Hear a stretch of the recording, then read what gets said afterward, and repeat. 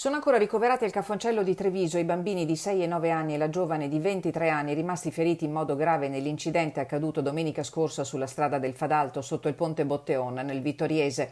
Sono i figli di Mavis e William Occhiere che quel giorno hanno perso la loro piccola Afra di soli 4 anni. Il più grave dei tre, il bimbo di 6 anni, ricoverato in terapia intensiva in prognosi riservata. La bimba di 9 anni risulta stabile secondo quanto riferisce il bollettino medico emesso dall'ospedale di Treviso ed è ricoverata in ambiente medico.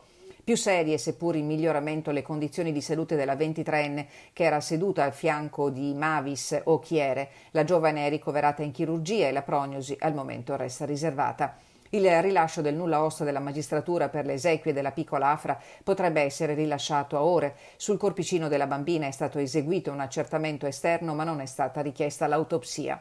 Per il rito funebre la famiglia si è affidata all'agenzia Caldart di Belluno e per l'ultimo saluto si ipotizza che possa essere stata individuata la casa del commiato in via Cappellari in città. La data non è ancora stata fissata. Sul fronte delle indagini proseguono frattanto gli accertamenti. Nel fascicolo aperto dalla Procura di Treviso risulta iscritta mamma Mavis e il reato ipotizzato è quello di omicidio stradale. Gli inquirenti stanno lavorando per verificare se la bambina fosse assicurata al seggiolone, mentre una perizia è stata disposta per stabilire l'esatta dinamica dell'incidente che ha stravolto una famiglia e l'intera comunità bellunese.